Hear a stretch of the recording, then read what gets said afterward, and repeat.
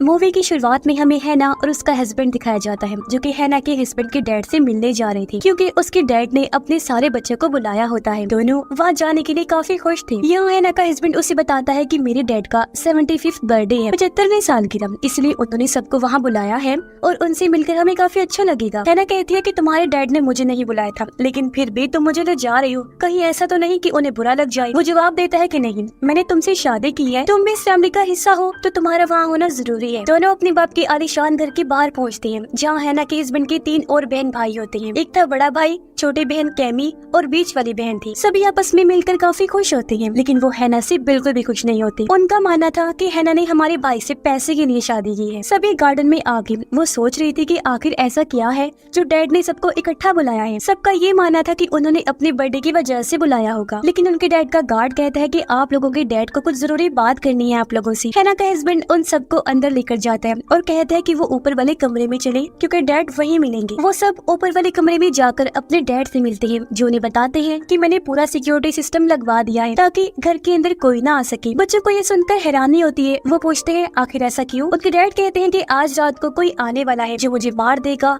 और उन पांचों को मेरी हिफाजत करनी हो ताकि वो मुझे मार ना सके। ये सुनकर सब बच्चे हैरान हो गए और सोचते हैं कि आखिर कौन आएगा। डैड उनसे कहता है कि मैं इस बारे में तुम्हें नहीं बता सकता। बच्चे कहते हैं कि मजाक करना बंद करें और सच बताएं कि आखिर वो ऐसा क्यों कह रहे हैं। वो कहते हैं कि मजाक नहीं, बल्कि तुम इसे बिल्कुल सीरियस लो, क्योंकि अगर मैं आज रात मरता हूँ तो ये चीज तो तय हो चुकी है कि मरने के बाद मेरी सारी प्रॉपर्टी किसी चैरिटी की हो जाएगी, ना कि मेरे बच्चों की। लेकिन अगर मैं जिंदा रहा तो अपनी प्रॉपर्टी को तुम सब में बांट दूंगा। तुम्हें बस आज रात मुझे महफूज रखने के लिए कुछ भी करना है। ये सुनकर सब हैरान हो जाते हैं और सोचने लगती है कि आखिर वो ऐसा क्यों कह रही हैं। लेकिन तभी वो अपने गार्ड को हुक्म देते हैं कि अब तुम जा सकते हो। और जब गार्ड वहाँ से गया तो सारे खिड़की दरवाजों को अच्छे से लॉक कर देता है ताकि कोई भी वहाँ से ना अंदर आ सके और ना ही कोई बाहर जा सके। और वो सब नीचे जाकर बात करने लगती है कि आखिर डैड को ऐसा क्या हो गया है कि वो ऐसी बातें कर रही हैं। तो उन सबको लगता है कि शायद डैड हमें आजमाना चाहते हैं। उन्हें नहीं लगता कि यहाँ कोई भी आएगा उन्हें मारने के लिए, क्योंकि सारे खिड़की दरवाजे तो पहले ही लॉक्ड हैं। तभी हैना उनसे कहती है क्या पता डैड सच बोल रही हो, अगर ऐसा है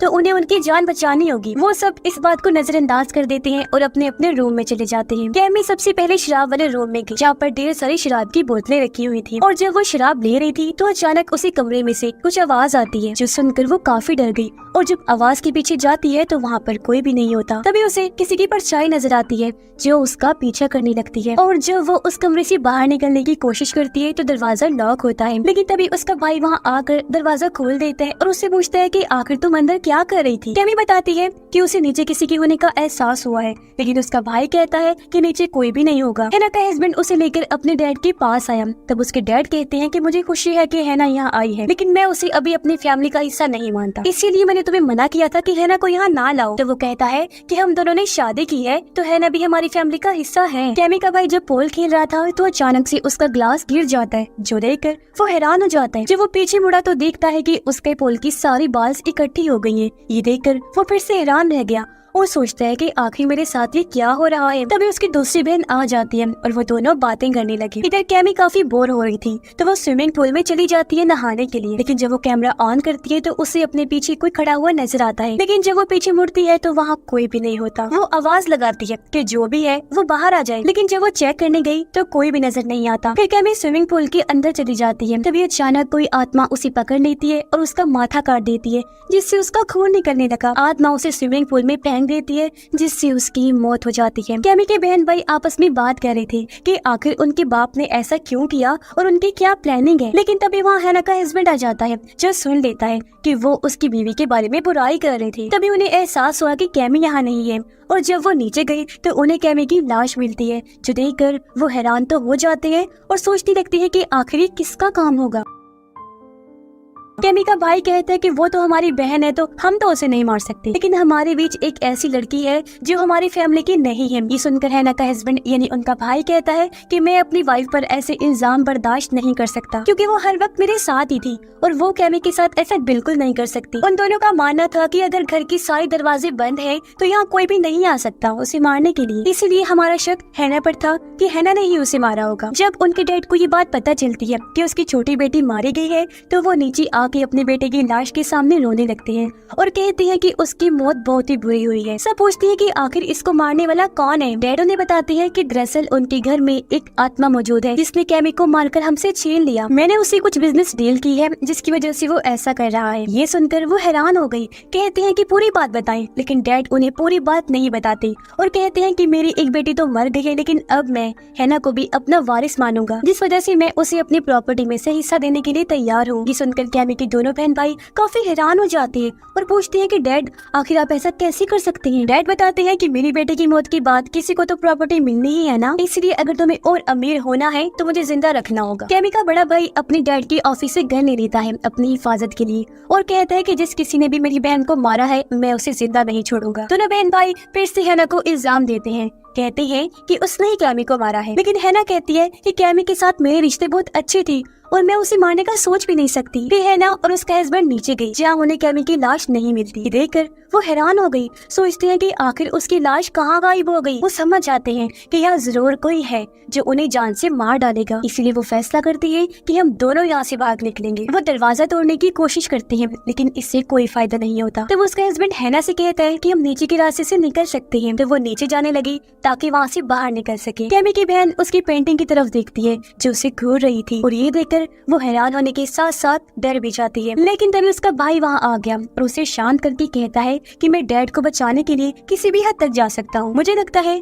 कि हैना और हमारा भाई मिलकर ये सब साजिश कर रहे हैं ताकि वो अमीर हो सके और डैड की प्रॉपर्टी के वारिस बन सके, लेकिन हम दोनों ऐसा होने नहीं देंगे। हैना और उसका हस्बैंड नीचे थे, वो बाहर जाने का रास्ता ढूंढती है तो उन्हें पता चलता है कि हर जगह लॉक्ड है। तभी हैना का हस्बैंड एक लॉक खोलता है और कहता है कि इसमें थोड़ी सी जगह है निकलने की, जिसमें से हैना निकलने लगी ताकि बाहर जाकर मदद ला सके, लेकिन वो निकलने की बजाय वहाँ अटक जाती है। उसे दूसरी तरफ बाहर कुछ नजर आता है जो देखकर वो डर जाती है। अपने हस्बैंड से कहती है कि मैंने किसी को देखा है। वो हैना को छुड़वाता है और उसे लेकर भागने लगता है। जब वो दरवाजा बंद कर रही थी तो अपने सामने एक डीमन को देखते हैं। उसे देख वो हैरान होते हैं और सोचते हैं कि आखिर ये क्या चीज है। इससे पहले वो उनके पास आता वो दोनों भागकर लॉकर में चले जाते हैं, लेकिन तभी कैमी के बहन भाई उस लॉकर का दरवाजा बंद कर देते हैं ताकि वो बाहर ही ना आ सके। ये देखकर वो परेशान हो गई। हैना का हस्बैंड उसे कहता है कि अगर यहाँ का टेम्परेचर 0 डिग्री से कम होगा तो हम मर जाएंगे। यहाँ पर ऑक्सीजन लेवल बहुत कम है, इसलिए हमें किसी भी हाल में यहाँ से बाहर निकलना होगा। वो दोनों कोशिश करने लगते हैं वहाँ से बाहर निकलने की, लेकिन वो नाकाम रहे। कैमी के बहन भाई जब आगे बढ़े तो उन्हें किसी की आवाज आई। कैमी की बहन जब देखने आगे बढ़ी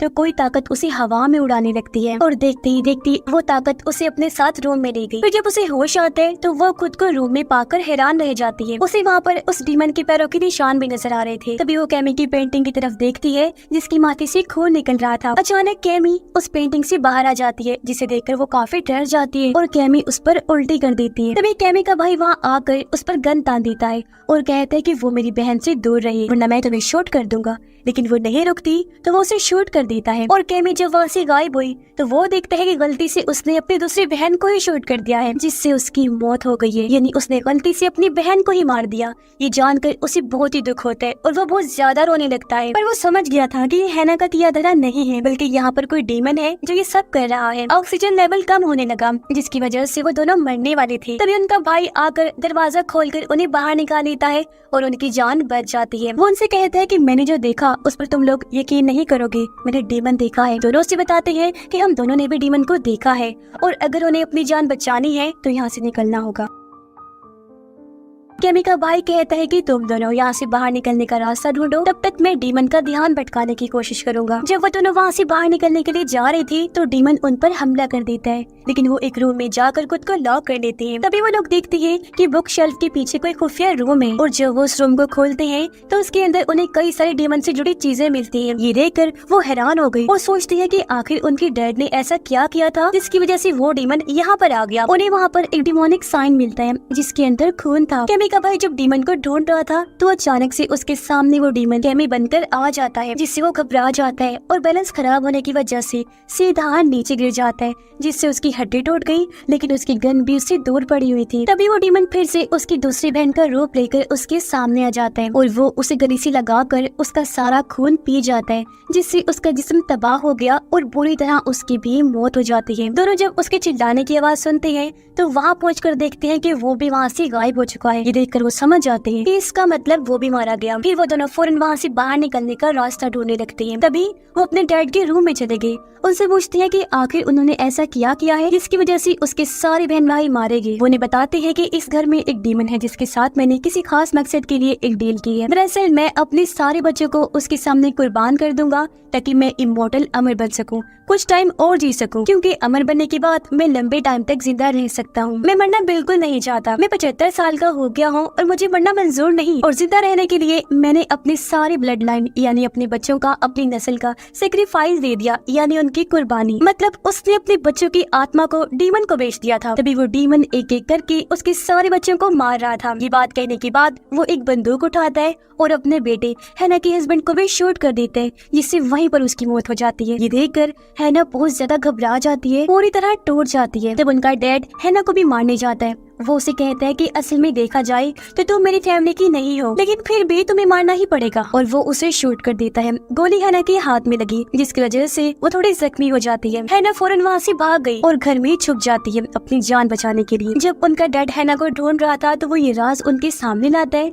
कि असल में मैं नाटक कर रहा था कि मैं तुम्हें भी अपनी फैमिली का हिस्सा मानता हूँ। मैं तुम्हें कभी अपनी फैमिली नहीं बना सकता और मैंने अपने बेटे को बोला भी था कि वो लड़की यानी कि तुम उसके लायक नहीं है, लेकिन उसने मेरी बात नहीं मानी और तुमसे शादी कर ली, जिससे मुझे बहुत ही बुरा लगा। तभी हैना को वहाँ पर बंदूक मिल जाती है, जिसे उठाकर वो उसके डैड को शूट कर देती है। और तभी एक फर्नीचर उसके ऊपर गिर गया, जिसके नीचे वो अटक जाता है। हैना उसे बताती है कि असल में तुम्हारा बेटा और मैं तुम्हारे लिए एक बर्थडे गिफ्ट लेकर आए थे, लेकिन हम दोनों ने वो गिफ्ट अभी तक तुम्हें दिखाया नहीं, और अब जब तुम मरने वाली हो तो मैं तुम्हें वो गिफ्ट दिखाना चाहती हूँ। वो फौरन उसे गिफ्ट दिखाती है, जिसके अंदर एक अल्ट्रासाउंड की तस्वीर थी। वो बताती है कि असल में मैं माँ बनने वाली हूँ। जो बच्चा आपके बेटे का है यानी आपका पोता, तो ये आपका ब्लड लाइन है। मतलब कि तुम अपनी फैमिली के आखिरी मेंबर नहीं हो, बल्कि ये बच्चा है। तो तुम्हारी ब्लड लाइन में तुम्हें जिंदा रहने का हक नहीं है, बल्कि मेरे पेट में पल रहे बच्चे को है, जो कि तुम्हारी प्रॉपर्टी का मालिक बनेगा। मतलब कि असूल के हिसाब से उसके पेट में जो बच्चा है वो इमोर्टल होगा, क्योंकि उनका बाप तो मरने वाला है। ये सुनकर वो हैरान और परेशान हो जाते हैं। पर डीमन भी ये सब सुन रहा था। वो डीमन फौरन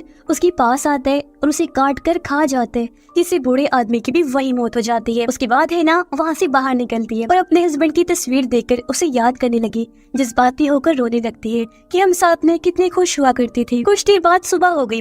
बूढ़े आदमी का सिक्योरिटी गार्ड बाहर कार में उसका इंतजार कर रहा था। जब दरवाजा खुला तो वो देखता है कि दरवाजे से बाहर उनका बाप नहीं आया, बल्कि उनकी बहू निकली है, जिसके पेट में उसका आखिरी ब्लड लाइन है। इसका मतलब कि सारी प्रॉपर्टी की मालिक और कोई नहीं बल्कि हैना है। सारी जायदाद की मालकिन बनने के बाद वो गाड़ी में बैठकर यहाँ से निकल जाती है। इस बात की उसे खुशी तो थी, लेकिन अपने हस्बैंड को खोकर वो बहुत दुखी थी, जिसके साथ ही ये कहानी इधर ही खत्म हो जाती है।